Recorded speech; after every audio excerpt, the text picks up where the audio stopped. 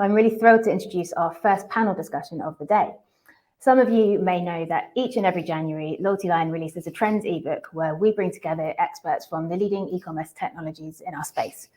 They'll be sharing their thoughts on the biggest developments that we see. This year's no exception, and the 2022 Trends ebook is now live online. We'll leave a link in the event chat so that you can get yourself a copy.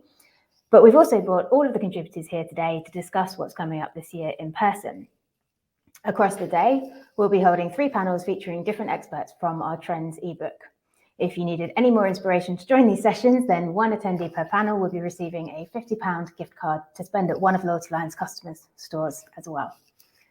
At the end of each panel, you'll have the opportunity to ask questions, but more than that, you'll also have the chance to join the speakers in various breakout rooms and quiz them further, either about their trend or about how their technology could help you adapt to that trend. You'll have the ability to move between breakout rooms, so don't worry if you've got questions for multiple people. It's also a great opportunity to meet others, compare notes, see how people are successfully navigating these trends already. So I won't hold things up any longer. I'm going to hand over now to Hannah Morris, who's one of our partner managers, and she's going to bring you our first panel with Andy Mallinson, who's General Manager for UK and the Nordics at Nosto, Ashley Brown, Partner Marketing Manager at Skubana, and Joe Rutherford, our very own Senior Loyalty Consultant at LoyaltyLion. So together with Hannah, they'll be covering how to survive and remain connected in the opt-out era. Hannah, over to you.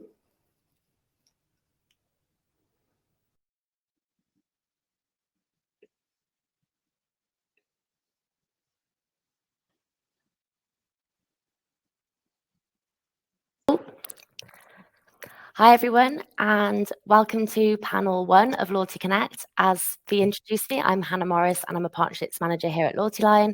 For this session, I'm joined by Joe Rutherford from LoyaltyLion, Andy Mallinson from Nosto, and also Ashley Brown from Skubana. Do you guys want to briefly introduce yourselves and your platforms? Yeah, I'll kick things off. My name is Joe Rutherford. As Hannah said, I'm a senior loyalty consultant at LoyaltyLion. And for those who don't know what we do, we provide loyalty software to increase customer retention. I can go next if you like. So I'm Andy Mallinson. I'm Managing Director UK Nordics for Nosto. I've only been with the business fairly recently, joined middle of last year as part of the acquisition that Nosto made of Stackler, which is the UGC platform, which also kind of plays quite neatly into this topic as well. So I'm sure I'll be touching on that a little bit too. And for those that don't know about Nosto, we are a commerce experience platform. So we are really here to make every impression relevant and authentic. And I'm Ashley Brown. I'm with Skubana, and Skubana is an inventory management software, and we just love helping our clients. Amazing, great to have you all here. So in this panel session, we'll be talking about how to survive and remain connected in the opt-out era. In 2022, customers will become more selective about how and who they share their data with. So we'll be discussing how to make better connections with your new and existing customers so that they trust your brand, spend more often, and also opt in to engage with you for the long term. So let's get started. I want to ask you all, first of all, to put your consumer hats on. So as a consumer, did you notice that you proactively opted out of more marketing last year? Who wants to jump in? I'll kick things off. Yeah, I think because of my position at LoyaltyLion, like I was more aware of my rights. We were quite aware of the changes, the iOS 14 update and such. So yes, I think I did, but actually on a positive spin, it also meant that I was more selective about who I actually wanted to opt into, because those are the people I want to hear from, the ones who are being quite creative about how they engage with me. So got rid of the stuff I don't want and focused a lot more with the bits that I do. I think I'll copy Joe's answer, where there was some where I was like, I definitely don't want to hear from you guys every day, so I'll be opting out. But then there was some that were just, also as a marketer, just interesting. So I was like, I'm just going to see what they're doing, kind of more from like a user experience perspective, where I just want to learn and see, is this going to work, or maybe companies should not do this. What about you, Andy? Well, I've just made a note to myself not to answer last because all the good questions, all the good answers have been. You can go first next time. Okay, I've set myself up for that as well, haven't I? I mean, the short answer for me is probably no. I think, you know, obviously I'm very aware of kind of what this stuff means. So when I kind of do go on a website or where I do subscribe to something, I'm very aware of kind of what I'm doing. I'd say the only thing that I have done is I've maybe this is kind of part of the lockdown over the last year. I've actually done a lot of clearing out and unsubscribing of my email and going down and going, I really don't need to speak to them. And that perhaps plays to the point that we're trying to make today, is if you do not engage with your customers, your prospects, your audience, then, you know, they are going to opt out. So, you know, maybe that sets it up quite nicely. Yeah, definitely. Moving on to the biggest opportunity that brands can leverage. So can you tell me the biggest opportunity that you think they can leverage as the opt-out era comes into effect? You can go first now, Andy. Yeah, damn. So, well, I think kind of, you know, opt-in, opt-out's loss is probably loyalty's gain, which is the point that we were sort of making just there. And ultimately, if you actually admit that we are in an opt-out era, because I think it's important to understand what we mean by that. You know, we're primarily talking there about, you know, third-party data, third-party cookies, rather than first or zero. So if let's for a second admit that there is this opt-out era, which certainly from Nosto's world doesn't really exist, because in that kind of e-commerce experience world, we only deal in really, you know, first party and zero party data. But nevertheless, you know, that opt-out has created a huge opportunity to actually get closer to your customer, and provide more relevant connections with your customer. And ultimately, that's surely what definition of loyalty, isn't it? It's about more relevant connections with your customer. And, you know, loyalty, I guess, is the end result of that rather than the means. You know, that's what you get at the end of it. So I kind of feel that it's more than just an opportunity for loyalty. It's a necessity. I think we need to take it beyond opportunity. It's an absolute necessity that loyalty becomes the end result of this. Yeah, like having like a more emotional connection rather than just having like a transactional connection with customers. Yeah, that's exactly right. And I guess that the necessity that I just talked about there is for brands to make more use of their data. Or it's not data, actually, it's insight. It's, you know, what's the result of data? It's insight that you're getting to the customer, so you can provide a more relevant and a more engaging experience.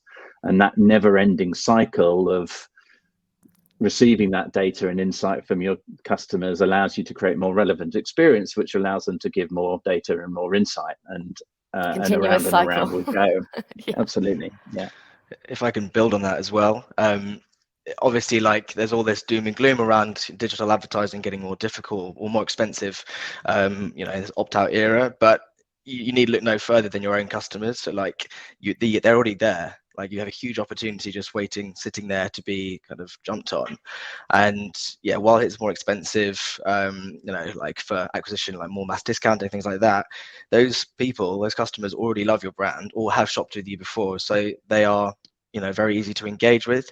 And by using the data that they provide you, by engaging with them, you know, effectively and creatively, they will provide you with the revenue that you might not be getting from other areas now. So it's a huge opportunity just there already. I think people are just starting to see that now, which is really good to see.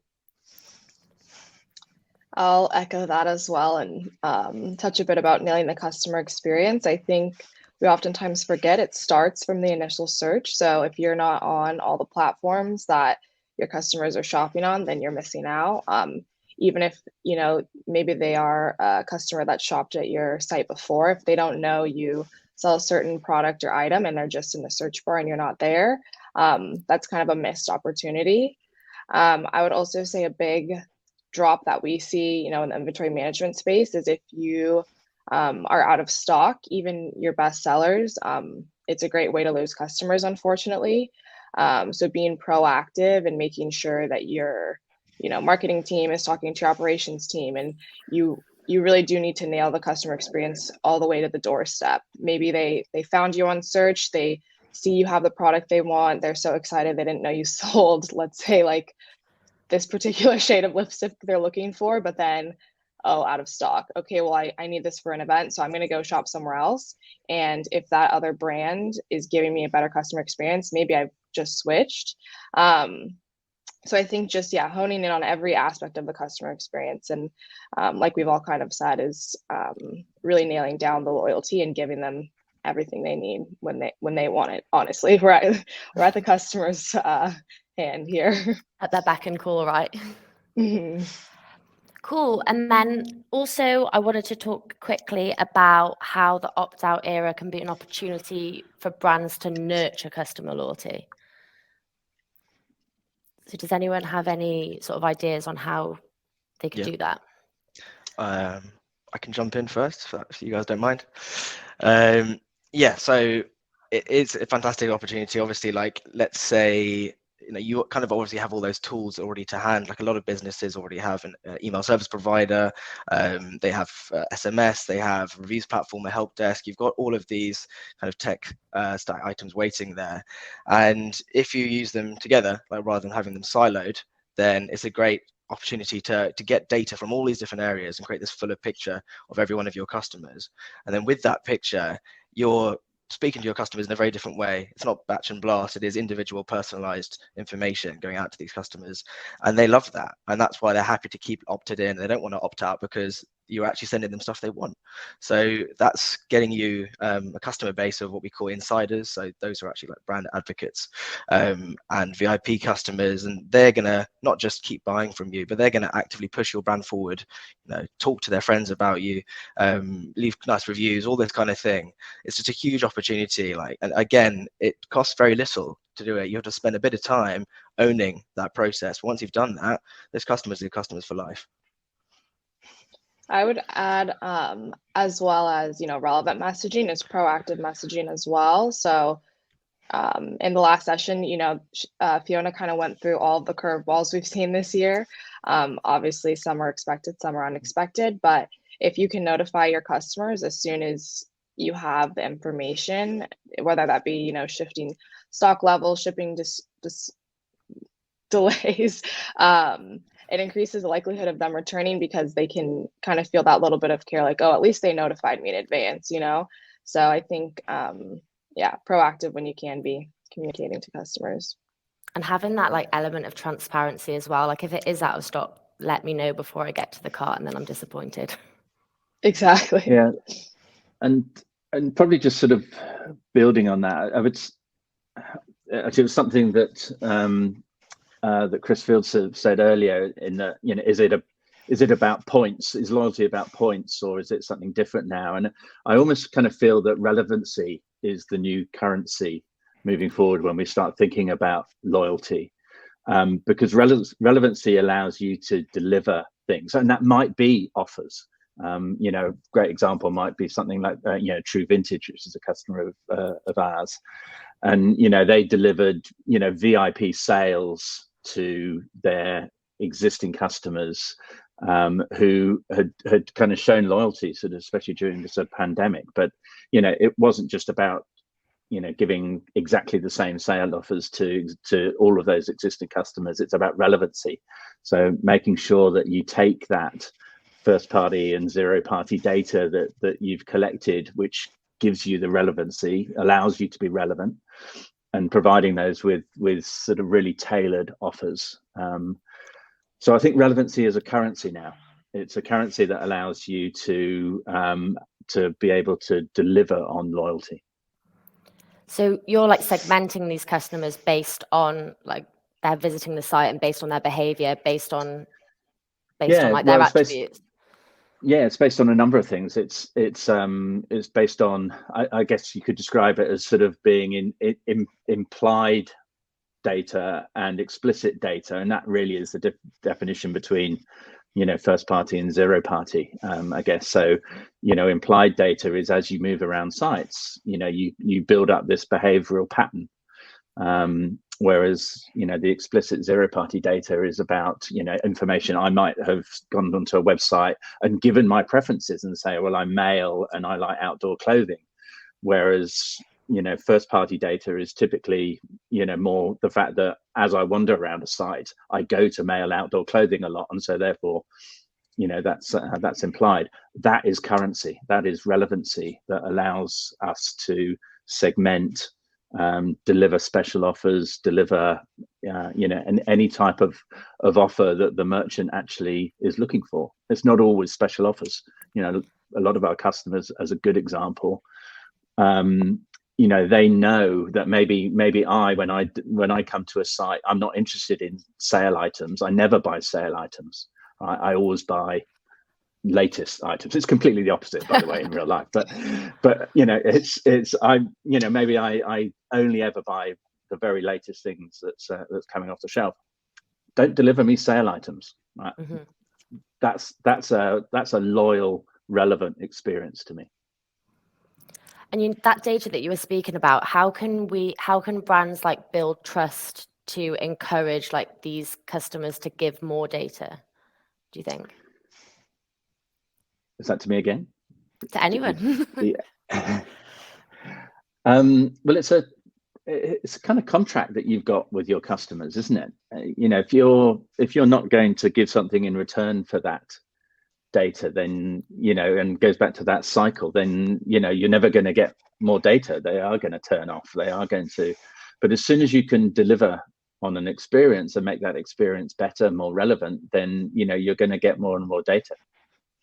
Yeah, and actually the whole zero-party data piece, which Chris kind of touched upon in the first discussion, that's obviously massively important, and I think we're seeing lots of more kind of like impressive ways of how businesses are getting customers to give that, like willingly give their data, and that could be anything from like offering like a survey or a poll or a quiz, or even like like one of our partners, Kendo, like reviews.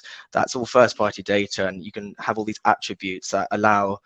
So, for example, if it's a survey, maybe for like a skincare brand, like your skin type, or like an animal food brand, like what kind of pet do you have? If you put in this data, and maybe you get points for return. In return, could be anything like that. You're giving the data, and that obviously is great for the customer. They're getting something in return, but actually, you as a brand, you're then able to kind of segment and treat those customers much differently, much more personally. So I think like surveys, as I say, quizzes, that kind of thing, are really clever ways of doing it. Yeah, a great example, actually, you just sort of mentioned it. I mean, we've got Dermalogica, who, a great example of actually sort of layering on more and more sort of loyalty and relevance. But they did a great campaign where they, the initial visit to the site was this personalized skin consultation, face mapping, that's all that kind of that sort of zero-party data that you're giving in there. As soon as you come back to the site, there's some kind of sort of upsell type of conversation, delivering dynamic bundles to that consumer. So once again, giving added value for providing that information. And then the third visit is a whole bunch of recommendations about different products that you should be taking. So you're layering on added value all the time as part of that relevant conversation. You can then probably take that data from these customers that are willing to give it and then build up like a lookalike audience. So then you can target these new customers based on the data you already got. What about like the post-purchase experience, Ashley? Is there an opportunity there to sort of collect the same sort of data? Yes, I think sorry, you said after they get the item? Mm-hmm. Yeah. I think there's ways you can also send different surveys after. So I know, especially when companies are selling on Amazon, in order to build that credibility, they need those reviews. So putting just a little slip in the package saying, hey, leave us a review on Amazon for, $5 off your next purchase, or things like that. I think I even see it at the grocery store, is fill out this survey for a discount after, and grocery store I'm not as inclined to do, but if it's a brand that I care about and they've built that loyalty with me, then I would absolutely be more interested. And especially if I love the product, this is, the best shampoo I've ever used. I want to tell everyone, and I'm being incentivized to do it. This is, as a A customer, no-brainer. yeah, this is great. Cool. Did you have something to add there, Andy? Yeah, so I mean, one thought in terms of post-purchase is we've got a lot of customers, particularly in the UGC world, where actually post-purchase it's being able to go out with email or through other channels and actually ask people to submit a review, or even better than that, a visual review. Just send us your photo. What did you think? Any top tips, and actually collecting all of that content once again repeats that cycle. The more people share content, the more people are going to share content. But we see a lot of that with our UGC customers, and using UGC and email to drive that conversation as well. Like having a more customer-centric approach. Absolutely, yeah, and dare I say, a more authentic approach as well. Particularly with UGC. Amazing. Well, we've actually only got a couple of minutes left, so I just wanted to ask you guys one more question. What proactive change should be at the top of an e-commerce marketer's to-do list in order to collect more data from their customers? I would personally preach automation. I think e-commerce is obviously not shrinking at this point. So anything that you can automate, if you can get all of your data, whether that be about customers, inventory, you need to have like a single source of truth. So I think in order to save time and again, make that customer experience seamless, is automating things you can. So you have the most information that's not only accurate, but real time, stay up to date, stay on trend.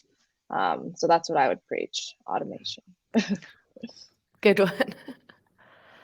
And I think I actually just would revert back to what I just mentioned before about connecting all of your different channels or tools. Like, if you've got all these tools, it allows you to be a bit more exciting about how you actually speak to your customers. And if they, like, let's say you have your loyalty program that's it's analyzing how loyal the customers are, but then from there, how you actually use that data is very important. So let's say your email service provider, Klaviyo, for example, you can use that loyalty data to then target that customer's specific content which is related to them, for example. And if that customer really likes that experience, then obviously they're going to kind of want to continue with you. The more time they're a customer with you, the more you can fill in those data gaps, and that data profile becomes full circle.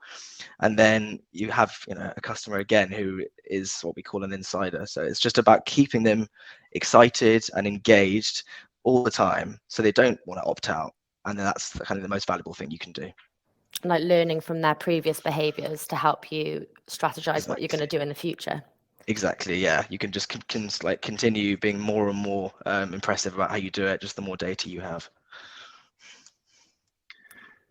Yeah, definitely agree with that. Agree with automation as well, Ashley. It's absolutely crucial. I'll be very sort of blatantly plugging here, but for me, kind of user-generated content within a brand site is crucial. But I think taking it beyond, I guess, what most people think is just simply putting an Instagram feed on the bottom of your homepage and ticking the box and say done that. It's about getting it to work for you, and by doing that, you're creating that engagement. Engagement equals loyalty and return visit, etc. And so I would encourage people to start thinking about, if you're doing product recommendations on site or category merchandising on site, we all know that you can deliver great product shots into there that is personal to you or relevant to you, but start using UGC in there as well. Start connecting your personalization data with that same segmentation with user generated content, and you'll be amazed at the results. 3 really good answers. We're just about at time, guys, so thanks so much for joining me on the panel. I believe next up we're moving to a couple different breakout sessions, and I'll let Fee tell you guys more about that now.